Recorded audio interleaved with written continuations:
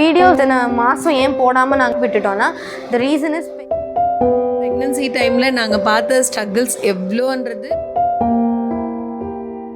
என் sister call பண்ணி திட்டினாங்க, time என்ன இன்னும் கர்ப்பப்பை வாய் திறக்கலை, அதனால ஒரு ஹாஸ்பிட்டல்ல இருந்து அது நார்மல் பண்ண முடியாது,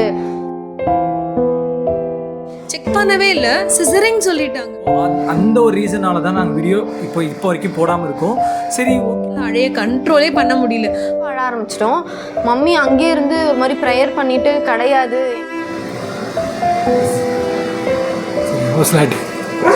சொன்ன மம்மி ஆல்ரெடி அவங்க ரொம்ப ஒரு மாதிரி பயத்தில் தான் இருக்கிறாங்க.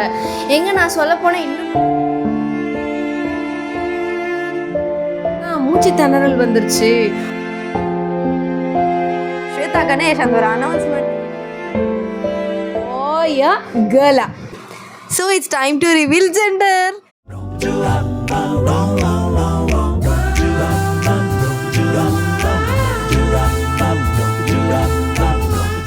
பாப்பாவோட ப்ரெக்னன்சி டைமில் நாங்கள் பார்த்த ஸ்ட்ரகிள்ஸ் எவ்வளோன்றது பொதுவாக எல்லா பேரண்ட்ஸ்க்குமே தெரியும். நம்ம பிள்ளைங்க எவ்வளோ சின்னதாக பட்டாலும் அது நம்மளுக்கு ரொம்ப பெருசாக தெரியும்னு. அதுலேயும் ஸ்வேதா ஜெனிலாம் ரொம்ப அப்படியே இப்படி வச்சு பார்த்துக்கிட்டதுனால அந்த டைம் ரொம்பவே கஷ்டமாக இருந்தது.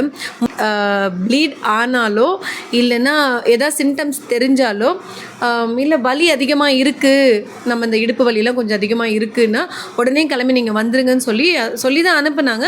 அதுக்கேற்ற மாதிரி பாப்பாவுக்கு கொஞ்சம் பெயின் அதிகமாக ஆகும்போதும் நாங்கள் கிளம்பிட்டோம் இங்கிறது நைட்டே.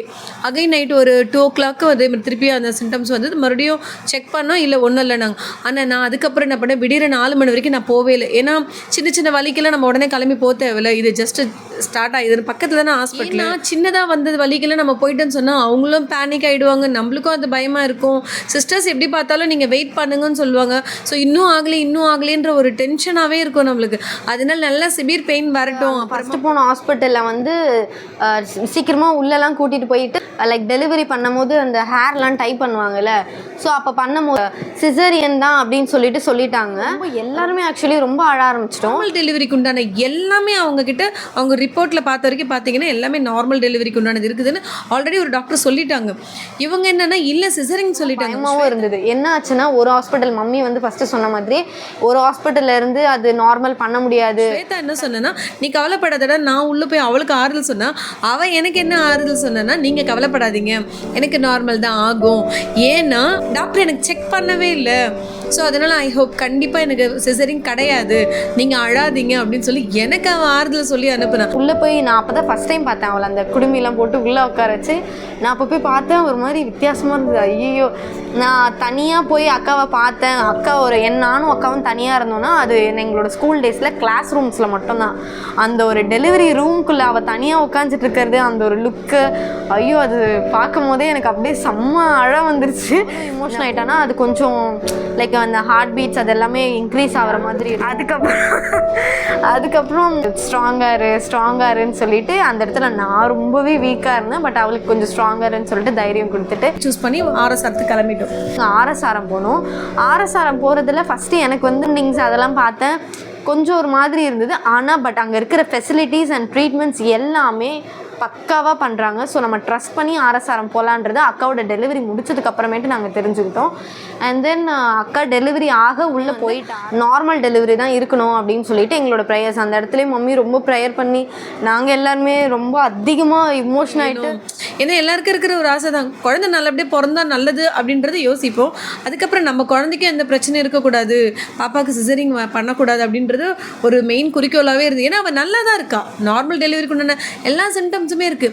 நார்மல் டெலிவரிக்கு உண்டான சிம்டம்ஸ் இருக்குதுன்னா சிசரிங் சொல்லிட்டாங்க, பயப்படாதீங்க, உடனே ஒத்துக்காதீங்க. நீங்கள் என்ன பண்ணுங்கன்னா அகைன் இன்னொரு ஹாஸ்பிட்டலுக்கு கூப்பிட்டு போய் செக் பண்ணுங்கள். ஏன்னா ஒரு டாக்டருக்கு 2 டாக்டரை கன்சல்ட் பண்ணுறது தப்பே கிடையாது. உங்களுக்கு ஆரம்பத்திலே சொல்லியிருப்பாங்க இந்த மாதிரிலாம் இருக்குன்னு சொல்லும் போதே நார்மல் டெலிவரி ஆகிறதுக்கு சான்சஸ் ரொம்பவே கம்மின்றதையும் ஸ்கேன்லேயே சொல்லிவிடுவாங்க. எடுக்க சொல்லுங்கள், உடனே ஸ்கேனுக்கெல்லாம் நீங்கள் அப்ரோச் பண்ணுங்கள். நாங்கள் ரொம்ப கஷ்டப்பட்டு சரி ஓகே கார்லேயே கொண்டு போகலன்னாலும் பெயின் ஆகிடுச்சு, நம்ம காரில் கொண்டு போகிறது அவ்வளோ சேஃபே இல்லைன்றதுனால நாங்கள் வெயிட் பண்ணோம். ஆம்புலன்ஸை வர வச்சு அதுக்கப்புறமா அப்புறம் இன்னொரு சஜஷன் என்னென்னா, கவர்மெண்ட் ஹாஸ்பிட்டலா இல்லை ப்ரைவேட் ஹாஸ்பிட்டலா அப்படின்றது குழப்பமே வேணாம். எந்த இடத்துல பார்த்தாலும் ஏதாவது ஒரு டாக்டர் மிஸ்டேக் பண்ணுறாங்க, ஏதாவது ஒரு சிஸ்டர் நம்மளுக்கு அகெயின்ஸ்டாக தான் பண்ணுறாங்களே, அதெல்லாம் மைண்டில் வச்சுக்கிட்டு ப்ரைவேட் போகலாம் கவர்மெண்ட் வேண்டாம் அப்படின்னு நினைக்காதீங்க. கவர்மெண்ட்டே ரொம்ப வர்ஸ்ட்டுன்னு சொல்ல தேவையில்லை. ஏன்னா எல்லா இடமும் அப்படி இருக்க வாய்ப்பே இல்லை. நாங்கள் பார்த்த இடத்துல வர்ஸ்ட்டுன்னு சொல்ல வரல, சில இர்ரெஸ்பான்சிபிலிட்டியான ஒரு வார்த்தைகளெல்லாம் இருந்ததுனால எங்களுக்கு அது சாட்டிஸ்ஃபைடாகவே இல்லை. ஆனால் நாங்கள் போனது கவர்மெண்ட் ஹாஸ்பிட்டல் தான். ஆர்எஸ்ஆரத்துக்கு தான் அடுத்தடுத்து ரிப்போர்ட் போட்டு டைரெக்டாக வார்டுக்கு அனுப்பிட்டாங்க, லேபர் வார்டுக்கு அனுப்பிட்டாங்க. நான் கண் எதிர்க்க பார்க்குற ஒரு டெலிவரி, அந்த ப்ரெக்னென்சி பெயின், அது ஃபஸ்ட் ஆள்னா அது அக்காவோடது மட்டும்தான். லைக் வீட்டிலே சிஸ்டர்ஸ்லாம் இருக்காங்க, பட் நாங்கள் அவங்க கூட அதிகமாக இருந்ததில்லை. அக்கா கூடவே இருந்து சடனாக அந்த ப்ரெக்னென்சி டெலிவரி அந்த ஒரு சீக்வன்ஸ் வந்துடும் போது அது பர்சனலாக ரொம்பவே இமோஷ்னலாக இருந்து, கொஞ்சம் இல்லை ரொம்பவே பயமாகவே இருந்தது. வண்டி ரொம்ப ஃபாஸ்ட்டாக போனாங்க, ரொம்ப அழுங்கல் குழுங்களோடு தான் இருந்தது, பள்ளமாக தான் இருந்தது. சொல்ல பைப்பர்ஸ் ஏற்றி விட்டதும் எனக்கு மனசு கேட்கல, என்னடா அது அப்படின்னு. நான் அப்புறம் யோசித்தேன், இல்லை ஒரே ஒரு ஸ்லீவ்லெஸ் பண்ணின்னு ஒரு ட்ராக்கு இங்கேருந்து கிட்டத்தட்ட 1 மணி இருக்கும், இல்லை 1:30 சம்திங். செம்ம வெயில் டைம், செம்ம வெயில். அந்த வெயிலில் கொஞ்சம் கூட நான் யோசிக்கல, ஆம்புலன்ஸ் பின்னாடியே நான் போனேன். இவர் பின்னாடி பைக்கில் வந்தாங்க, செம்ம ஷாக்கு. எனக்கு ரொம்ப ஹாப்பி ஆகிடுச்சு. பொதுவாக இந்த டைமும் சரி, இப்போ டெலிவரி டைமாக இருக்கட்டும், ப்ரெக்னென்சி அந்த ஜேர்னியாக இருக்கட்டும், ஆசை என்னென்னா அவங்களோட ஹஸ்பண்டு கூடவே இருக்கணும், கூடவே எல்லா டைமும் இருக்கணும்னு அவங்க எதிர்பார்ப்பாங்க.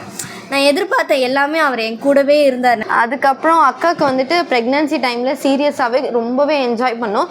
அண்ட் பை மந்த் வந்து கொஞ்சம் நெருங்க லைக் 9th மந்த்தெல்லாம் வந்தப்போவே ரொம்ப ஒரு மாதிரி பயம் வந்துருச்சு. அச்சோ டெலிவரி ஆக போதே, எப்படி டெலிவரி கிட்ட நெருங்கி அந்த ஹாஸ்பிட்டல்லாம் போயிட்டு அந்த ஒரு ஹஷ்ல இருக்கும் போது பயங்கர பதட்டமாக இருந்தது. ஸோ பாப்பா நல்லபடியாக பிறந்துட்டாங்க.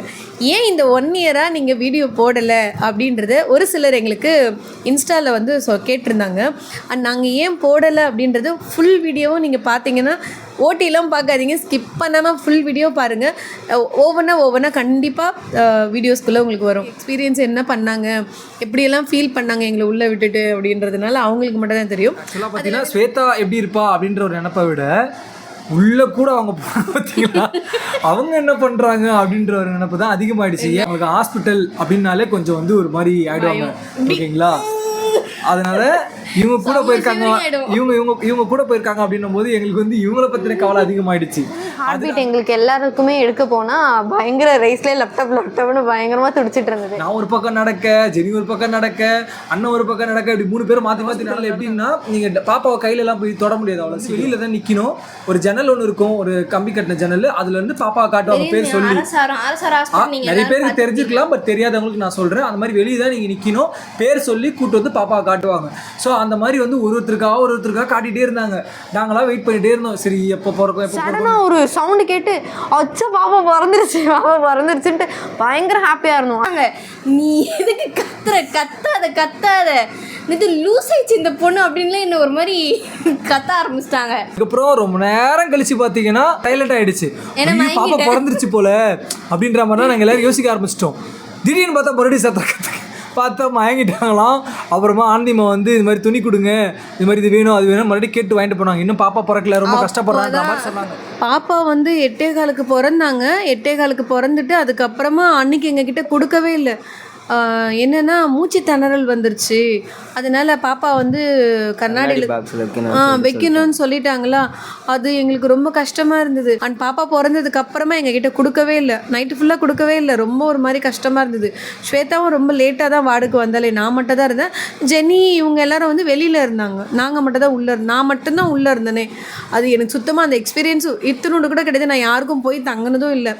அதுக்கப்புறம் காலையில் மார்னிங் வந்து இன்னொரு ஷாக்கிங்கான விஷயம் இருக்குது. என்னென்னா மார்னிங் வந்து பாப்பா கொண்டு வந்து கொடுக்குறாங்க, கையில் கொடுக்கும்போது ஸ்வேதாம்மா என்கிட்ட விஷ் பண்ணி கையில் கொடுத்துட்டேன். ஹாப்பி வெட்டிங் ஆனிவர்சரி அப்படின்னு சொன்னேன். எனக்கு செம்ம ஷாக்கிங். என்ன ஹாப்பி வெட்டிங் ஆனிவர்சரி அப்படின்னா, இன்றைக்கி உங்களுக்கு கல்யாண நாளில் சுத்தமாக பிளாங்க் ஆகிட்டேன். நான் மறந்துட்டேன். கல்யாண நாள்ன்றது நாங்கள் 2 பேருமே மறந்துட்டோம். 2 பேருமே மறந்துட்டோம்.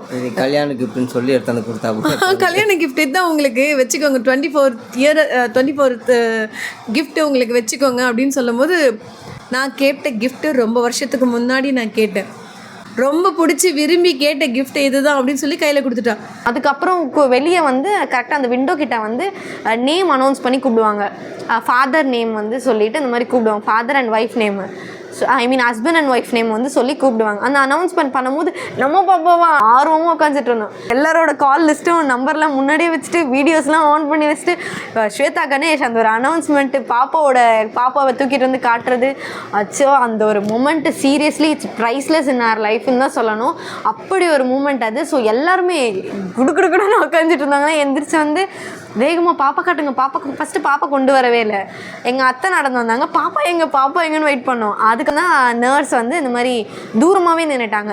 ஸ்வேதாவோட ஹஸ்பண்ட் கணேஷ் யாருன்னு சொல்லி கேட்டு அப்புறம் கணே ஃப்ரண்ட்டில் வந்து கணே கிட்ட தான் ஃபாதர் தான் ஃபஸ்ட்டு பாப்பா பார்க்கணுன்னு சொல்லிட்டு பாப்பாவை காமிச்சிட்டு அதுக்கப்புறம் நாங்கள் எல்லாருமே பார்த்தோம். ஸோ அந்த மாதிரியான ஆர்வத்தில் கிட்டத்தட்ட 1 year வந்துருச்சு. ஸோ இது வந்துட்டு ஃபர்ஸ்ட் இயர் பர்த்டேக்கு தான் நாங்கள் வந்து 1 year சொல்லாத ரீசன்ஸ் என்னன்னா நிறைய ரீசன்ஸ் இருக்குது. ஸோ அப்படியே நிறைய ரீசன்ஸே சொல்லி வீடியோ பெருசாக வேணாம்னா ஒரு 1 year நாங்கள் எங்களோட சந்தோஷம் எங்களோட ஹாப்பினஸை மொத்தமாக அடக்கி வச்சு பாப்பாவை வந்துட்டு ஒரு கரெக்டாக ஒரு டேட்டில் வந்து ரிவீல் பண்ணலாம் அப்படின்னு சொல்லிட்டு நேம் அண்ட் ஜெண்டர் போத் வந்துட்டு ஒரே நாளில் ரிவீல் பண்ணலாம் அப்படின்னு சொல்லி பிளான் பண்ணினேன். இந்த ஃபர்ஸ்ட் இயர் பர்த்டேயில் வந்து ரிவீல் பண்ணலான்னு ஒரு பிளான் எடுத்துருந்த மெமரிஸ் பாப்பாவோட இந்த நாட்டினஸ் அது விளையாடுறது மொத்தமாகவே வந்துட்டு ஒரு வீடியோவாக நாங்கள் ஒரு மந்த்ஸ்க்கு ஏற்ற மாதிரியானதை நாங்கள் மெமரிஸ் எல்லாத்தையும் கலெக்ட் பண்ணி வச்சுருக்கோம். அந்த டைம்லேயே நாங்கள் போடலான்ட்டு ஆக்சுவலி எடிட்டிங்லாம் முடிச்சிட்டோம். But some situations made us to pass that. So அதுக்கப்புறமேட்டு நம்ம ஒரு இடையாக இந்த வீடியோ முடிச்சுட்டு போடலாம் அப்படின்னு சொல்லிட்டு இதுக்கு அடுத்தடுத்து கண்டிப்பாக பாப்பாவோட ஒரு மெமரிஸ் வரும். அண்ட் பாப்பா கூடவே நீங்களும் அந்த ஜேர்னியை வந்துட்டு ஸ்டார்ட் பண்ணுங்க. கேர்ளா. So it's time to reveal gender. Countdown starts. 5 4 3 2 1 It's a boy. It's a boy. It's a boy. It's a boy. And his name is Ryan Sagan.